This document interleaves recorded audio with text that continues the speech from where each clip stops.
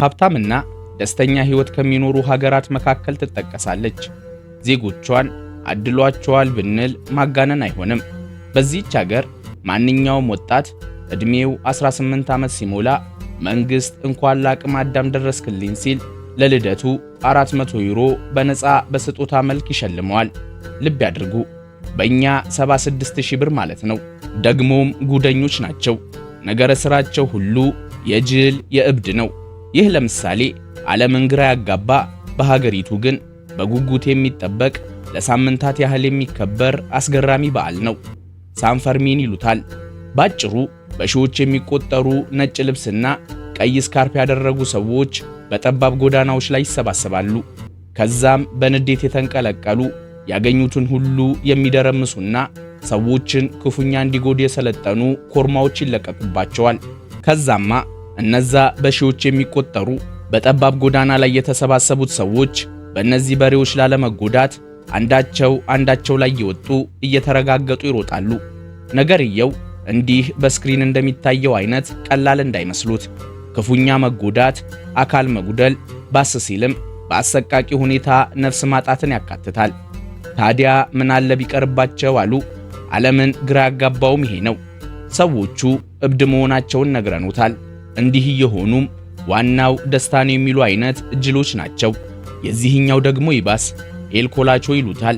አዲስ ልጅ የወለዱ ወላጆች ልጆቻቸው ከክፉ መናፍስት እንዲጠበቁና እንዲባረኩ በሚል ምን ቢያደርጉ ጥሩ ነው? ልጆቻቸውን መንገድ ላይ በሚመለከቱት ፍራሽ አስተኝተው ሰይጣኖች ዘለው እንዲያልፏቸው ያደርጋሉ። ጉድ አይሉም።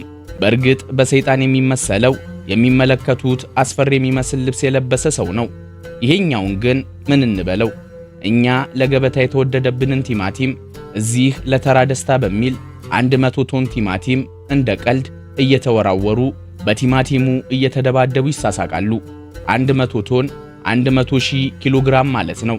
እንግዲህ ይሄን ሁሉ ሀገር የሚመግብ ቲማቲም መንገድ ላይ እያፈረጡ መወራወርን እነሱ ደስታ ፌስቲቫል እያሉ ነው የሚጠሩት። ለመሆኑ እንዲህ ዜጎቿ የሚያደርጉትን ሲያሳጣቸው ተው የማትለው ሀገራቸው ማን ብትሆን ነው? እነሱስ እንዲህ የቀበጡት ምን አይነት ኑሮ ቢኖሩ ነው? ይገርማል። የምንኖርባት ዓለም ስንቱን ጉድ የያዘች ናት። በዛሬው ፕሮግራማችን ወይ ጉድ እያልን ልንገረም ስፔን ገብተናል። የ2026 የዓለም ዋንጫ አሸናፊ፣ የብዙ ገራሚ ታሪክ ባለቤት፣ የአስገራሚ ኑሮ ሀገር ከላይ እስከታችን ጎበኛታለን። ስፔን ለእግር ኳስ አፍቃሪዎች ገነት ናት። የሪያል ማድሪድ እና የባርሴሎና ሀገር። ስታዲየማቸውን እንጎበኛለን። ዝነኛ ተጫዋቾችን እንተዋወቃለን። አብረናቸው ፎቶም እንነሳለን። መልካም ቆይታ።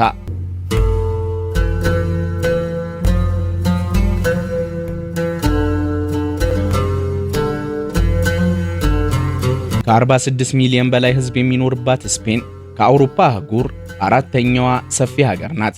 በደቡብ ምዕራብ አውሮፓ የምትገኝ ሀገር ስትሆን 505,370 ስኩዌር ኪሎ ሜትር ትሰፋለች። በዚህም ከአውሮፓ ህብረት ሀገራት ከፈረንሳይ ቀጥሎ ሁለተኛ ደረጃ ላይ ትቀመጣለች። ስፔን ከአውሮፓ ግዛቷ በተጨማሪ እዚሁ በአህጉራችን አፍሪካ ከሞሮኮ አቅራቢያ ሴኡታና ሜሊላ የተባሉ ሁለት ትንንሽ ግዛቶችም አሏት። በዚህ ደግሞ ስፔን በአፍሪካ ዋናው ምድር ላይ ድንበርና ግዛት ያላት ብቸኛዋ የአውሮፓ ሀገር ያደርጋታል። አይገረሙ፣ ምክንያቱም ሀገሪቱ ስፔን ናት። የዛሬውን ያድርገውና ከዕለታት በአንዱ ዘመን ስፔን የዓለማችንን ግማሽ ታስተዳድር ነበር። ከ16ኛው እስከ 18ኛው ክፍለ ዘመን ስፔን በዓለም ታሪክ ውስጥ ከተመሰረቱ እጅግ ግዙፍና ኃያል ኢምፓየሮች አንዷ ነበረች።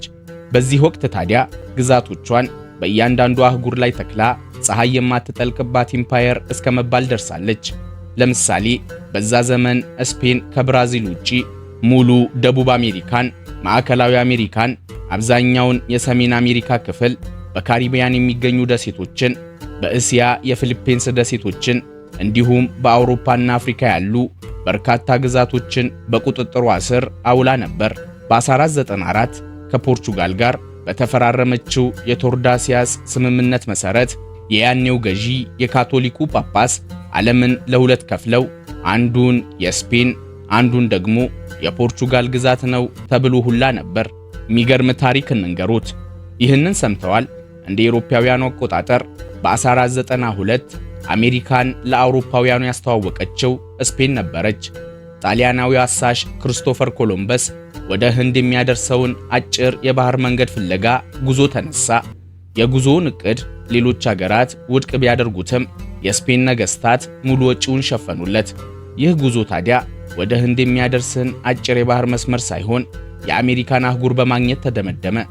ስፔን ምን ያህል ተጽዕኖ ፈጣሪና ኃያል እንደነበረች የሚረዱት ዛሬ ላይ የእሷ የሆነውን ስፓኒሽ ቋንቋ እንደ ዋና ቋንቋቸው ካልሆነም እንደ ሁለተኛ መግባቢያቸው የሚጠቀሙ ዓለማችን ላይ ከ600 ሚሊዮን በላይ ሰዎች አሉ።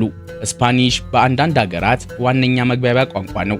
ልብ ያድርጉ፣ የስፔን የህዝብ ቁጥር ያውም ዛሬ ላይ 48 ሚሊዮን ብቻ ሲሆን ቋንቋዋ ግን በ600 ሚሊዮን የዓለም ህዝብ ይነገራል።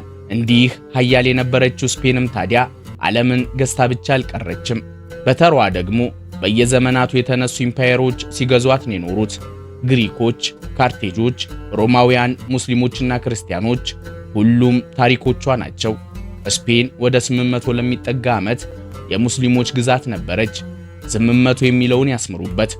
በፈረንጆቹ ከ711 እስከ 1492 ማለት ነው። ይህ ዘመን በአውሮፓ የመካከለኛ ዘመን ወቅት ማለትም በዳርክ ኤጅ ጊዜ ስፔንና ፖርቹጋልን የሳይንስ፣ የሕክምና፣ የሥነ ሕንፃና የፍልስፍና ዋና ማዕከል እንዲሆኑ ያደረገ ወርቃማ ዘመን ነበር። በዚህ ጊዜ ስፔን አልአንደሉስ እየተባለች ነበር የምትጠራው። በ711 የኡመያዱ ኸሊፋ ጦር አዛዥ የነበረው ታሪክ ኢብን ዚያድ ሰራዊቱን በመምራት የጂብራልተርን ባህር ተሻግሮ አሁን ስፔን የምትገኝበትን ምድር ተቆጣጠረ። ለጠቅላላ ዕውቀት እንዲሆኖት ጂብራልተር የሚለው ስም ራሱ ጀበል አልታሪክ ወይም የታሪክ ተራራ ከሚለው የአረብኛ ስም የመጣ ነው። ታዲያ ይህ የጦር አዛዥ በአጭር ጊዜ ውስጥ አብዛኛውን የአይቤሪያ ልሳነ ምድር ማለትም የዛሬዋን ስፔንና ፖርቹጋል በቁጥጥሩ ስር በመዋል አልአንደሉስ ብሎ ሰየማቸው። አልአንደሉስ የሚለው የአረብኛ ስም አወጣጥ በታሪክ ተመራማሪዎች ዘንድ ሁለት ዋና ዋና መላምቶች ቢኖሩትም በብዙዎች የሚታመነው ከሙስሊሞቹ መምጣት በፊት ቫንዳልስ የተባሉ የምስራቅ ጀርመን ጎሳዎች ቦታውን ተቆጣጥረው ስለነበር አረቦቹ ሲመጡ ቦታውን አልአንደሉሲያ ወይም የቫንዳሎች ምድር ብለው ጠሩት የሚለው ነው። ያም ሆነ ይህ ግን አውሮፓ ዳርክ ኤጅ በሚለው በመካከለኛው ዘመን በነበረችበት ወቅት የሙስሊሞች ሱልጣኔት መምጣትና የአልአንደሉስ መመስረት የእውቀትና የብርሃን ማዕከል እንዲሆኑ አድርጓቸው ነበር። በዚህ ወቅት እንደ ኢብኑ ሩሽድ ያሉ ፈላስፋዎችና እንደ አቡ አልቃሲም አልዛህራዊ ያሉ የዘመናዊ ቀዶ ሕክምና አባቶች በአልአንደሉስ ታላላቅ ግኝቶችን አበርክተዋል። ይህ ደግሞ አልአንደሉስ የሳይንስ ሕክምናና የፍልስፍና ማዕከል እንድትሆን አድርጓታል። በስነ ሕንጻም ቢሆን አሁንም ድረስ በስፔን የሚገኙት ታዋቂዎቹ አልሃምብራ ቤተ መንግስትና የኮርዶባ ታላቁ መስጂድ የአልአንደሉስ ድንቅ የስነ ሕንጻ ጥበብ ማሳያዎች ናቸው። የአልአንደሉስ ዘመን የሃይማኖቶች አብሮነት የታየበት ዘመን ነው ይላሉ የታሪክ ምሁራን። ሙስሊሞች፣ ክርስቲያኖችና አይሁዶች አንድ ላይ በመሆን ዕውቀትን፣ ፍልስፍናና ባህልን የተለዋወጡበት በጋራ ሀገራቸው ላይ አሻራ ያሳረፉበት ዘመን ነበር። የአልአንደሉስን ዘመን በሶስት ልንከፋፍለው እንችላለን። ከ711 እስከ 1031 ዓመት ያለውን ወርቃማ ዘመን ይባላል። በታሪክ ኢብኑ ዚያድ መሪነት ሙስሊሞች አይቤሪያን ከተቆጣጠሩ በኋላ ኮርዶባ የተባለችውን ከተማ ከቱርኳ ኮንስታንቲኖፕልና ከኢራቋ ባግዳድ ጋር የምትወዳደር በዓለም ላይ ካሉ እጅግ የሰለጠኑ ሀብታምና ዘመናዊ ከተሞች አንዷ ነበረች። በዚህ ወቅት ኮርዶባ የአዋቂዎች መናኸሪያ ነበረች። በዚህች ከተማ ውስጥ ብቻ ከ50 በላይ ቤተ መጻሕፍቶች ነበሩ። ዋናው የከሊፋው ቤተ መጻሕፍ ከ400 ሺህ በላይ መጽሐፎች ነበሩት። ያኔ አውሮፓ በጨለማ ዘመን በነበረችበት ወቅት የኮርዶባ ጎዳናዎች በምሽት በፋኖስ ይበሩ ነበር። በቧንቧ የሚሄድ የውሃ መስመርም ነበራቸው። ከ1031 እስከ 1248 ያለው ጊዜ ደግሞ የግዛቱ መበታተን ዘመን ነው። ማዕከላዊ ግዛቱ ተደርምሶ አልአንደሉስ ታኢፍስ ወደ ተባሉ ትንንሽ የከተማ ግዛቶች ተከፋፈለች። ከዛም ከ1248 እስከ 1492 ያለው ዘመን የሙስሊሞቹ ኢምፓየር ፈራርሶ አብዛኛው የስፔን ክፍል በክርስቲያን ነገስታት እጅ ገባ። በደቡብ በኩል የምትገኘው ግራናዳ የመጨረሻዋ የእስልምና ግዛት ሆና ቀረች። በ1492 ዓመተ ምህረት የሙስሊሞቹ የመጨረሻዋ ግራናዳ ግዛት ወድቃ የአልአንደሉስ ታሪክም በዛው ተደመደመ። ታዲያ ዛሬም የዚህ ታሪክ ተጽዕኖ በስፔን ባህል፣ ኑሮ፣ ቋንቋና የከተማ አወቃቀር ውስጥ በጉልህ ይታያል። በደቡባዊ ስፔን የምትገኘው አልአንደሉሲያ የምትባለው ግዛት ስሟን ያገኘችው ከአልአንደሉስ ሲሆን በስፔን ቋንቋ ውስጥም የሚገኙ በሺዎች የሚቆጠሩ ቃላት የወጡት ከአረብኛ ቋንቋ ነው።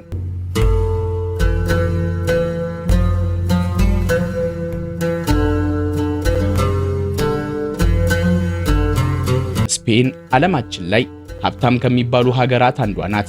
በኢኮኖሚ ግዝፈት ከአውሮፓ ህብረት ሀገራት አራተኛዋ፣ ከዓለም ደግሞ 14ተኛ ደረጃ ላይ ትቀመጣለች። ከ1.6 እስከ 2 ትሪሊየን የአሜሪካን ዶላር ጂዲፒዋ ሲሆን የአንድ ዜጋ አማካኝ ዓመታዊ ገቢ ከ34 እስከ 41 ሺህ ዶላር ነው። ስፔን ለሀገር ውስጥ ግብይት ዩሮን የምትጠቀም ሀገር ናት። አገልግሎት፣ ኢንዱስትሪና ማኒፋክቸሪንግ እንዲሁም ግብርና የስፔን ዋነኛ የኢኮኖሚ ምንጮች ናቸው። አገልግሎት የጂዲፒዋን 70% ገቢ የሚያመነጭ ዋነኛው መሰረት ነው።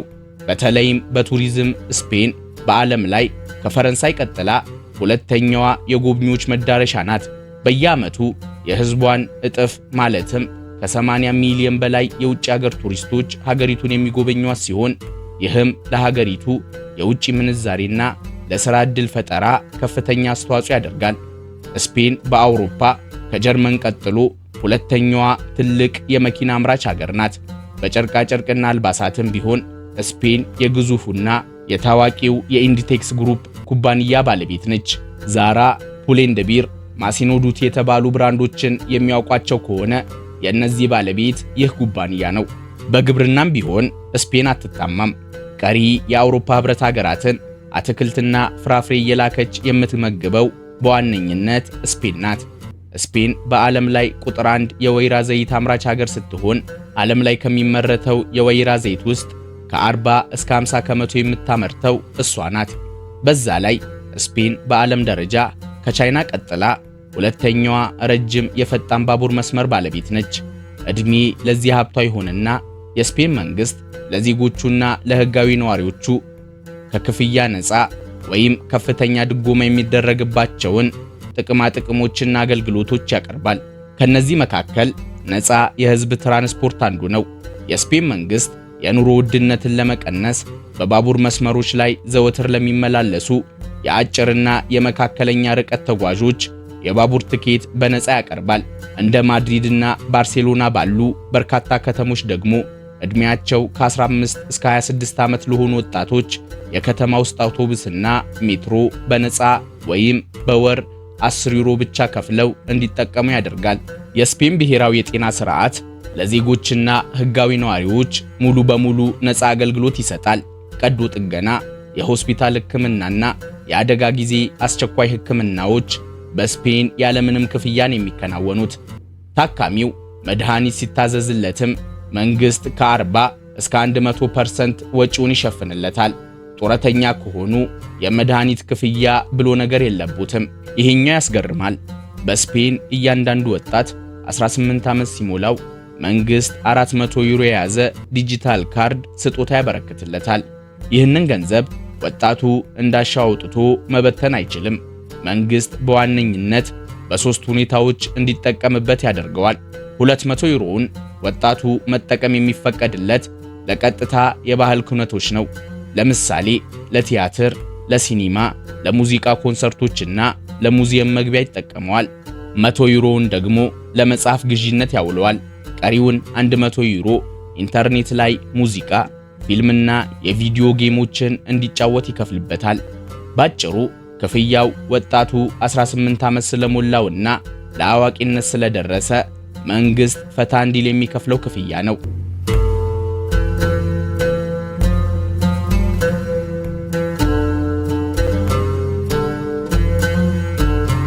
የሪያል ማድሪድና የአትሌቲኮ ማድሪድ መቀመጫ የሆነችው ማድሪድ ከተማ የስፔን ዋና ከተማ ናት። የፖለቲካ የኢኮኖሚና የቅንጦት ማዕከል ስትሆን ከ3 ሚሊዮን በላይ ህዝብ ይኖርባታል።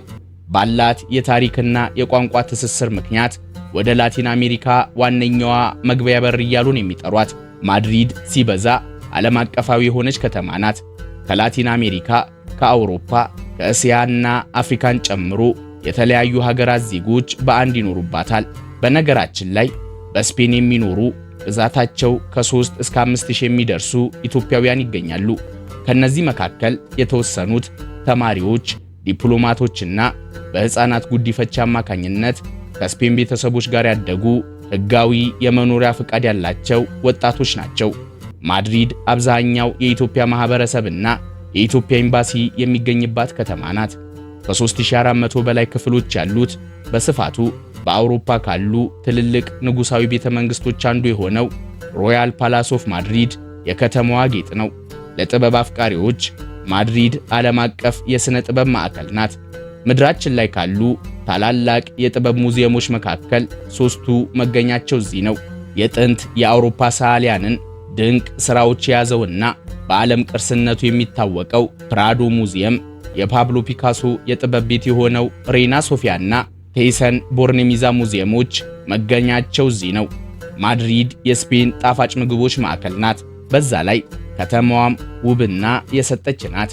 ለእግር ጉዞ ቢሏት ለትራንስፖርት ከአውሮፓ ከተሞች የሚያህላት የለም። የከተማዋ ምርጥ የቱሪስት መስህቦች በሙሉ በማራኪ የእግር መንገድ የተገናኙ ናቸው። የእግር ጉዞ ምን በወጣኝ ካሉ ማድሪድ በሕዝብ ትራንስፖርት በተለይም በከተማ ባቡር ሲስተም ትታወቃለች። ከማድሪድ ግዙፍ ኤርፖርት ጀምሮ የትኛውንም የከተማዋን ሰፈር ለመጎብኘት መኪና መኮናተር አያስፈልጉትም። የከተማዋን ባቡር ተጠቅመው የፈለጉበትን ማካለል ይችላሉ። ባለሀብቶች ማድሪድን ለቅንጦት ነው የሚመርጧት። ለቁጥር የበዙ ብራንዶች ያሏቸው ሱቆች፣ ሆቴሎችና ካፌዎችን ይዛለች። ሳለማንቻ የሚባለው ሰፈር ደግሞ ባለሀብቶቹ በቅንጦት የሚሰክሩበት ሰፈር ነው። ለማድሪድ አዲስ ከሆኑ በአንድ ነገር ይደናገጣሉ። በእራት ሰዓት ማድሪድ ተገኝተው ከምሽቱ 2 ሰዓት ራት ለመብላት ወደ ምግብ ቤት ቢያቀኑ ምግብ ላያገኙ ይችላሉ። ምክንያቱም ስፔን ውስጥ የእራት ሰዓት የሚባለው ከምሽቱ 4 ሰዓት በኋላ ነው። ማድሪድም የደስታ ሕይወቷን አንድ ብላ የምትጀምረው ከእራት ሰዓት በኋላ ምሽት ላይ ነው። ማድሪድ እንዳትጠፋቦት። ምናልባት እንኳን ድንግርግር ካልዎት ይህንን ባለ ግርማ ሞገስ መንገድ ያስታውሱ። ግራናቪያ ይባላል። የከተማዋ ምልክት ነው። የፕላን ሜር አደባባይን ደግሞ እንደ አማራጭ ያዙት። እሱም የከተማዋ ምልክት ሲሆን በዘመን መለወጫ ዕለት በሃይማኖታዊና ባህላዊ ፌሽታ የሚደምቅ ታሪካዊ ስፍራ ነው።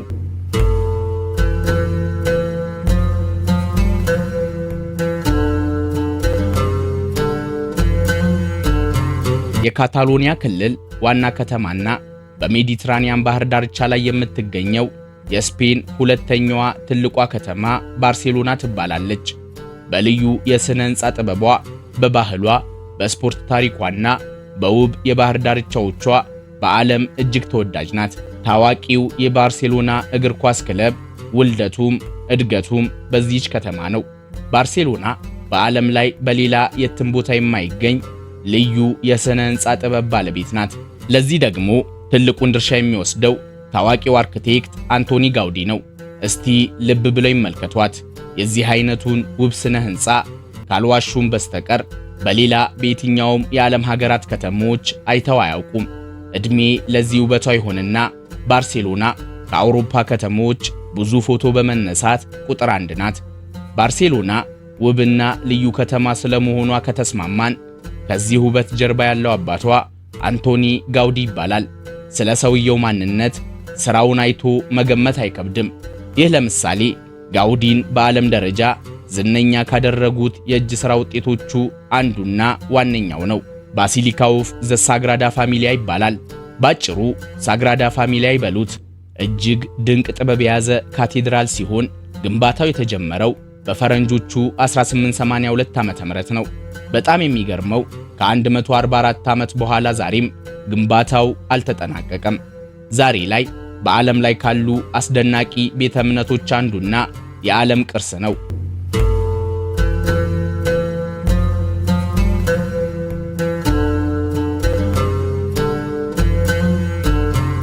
ሶስተኛዋ የስፔን ግዙፏ ከተማ ቫሌንሺያ የስፔን ዘመናዊነት ምልክት ናት።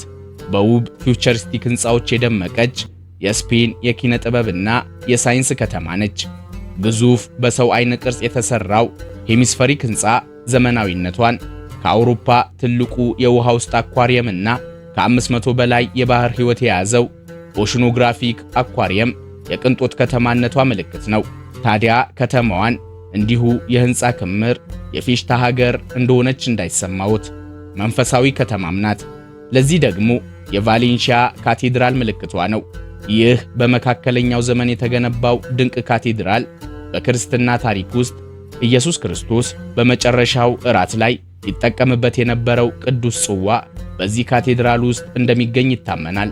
ሴቪሌ በስፔን ደቡባዊ ክፍል በታሪካዊው የአንደሉሲያ ክልል የምትገኝ የባህልና ቀደም ብለን ያወራነው የታላቁ የአንደሉስ ስልጣኔ መዲና ናት።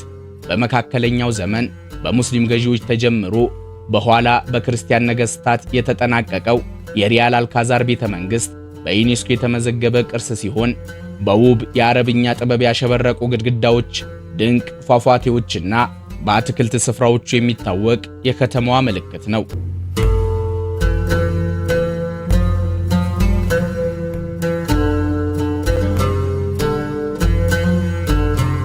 የዛሬው ፕሮግራማችንን በዚሁ አበቃን። ሰላም።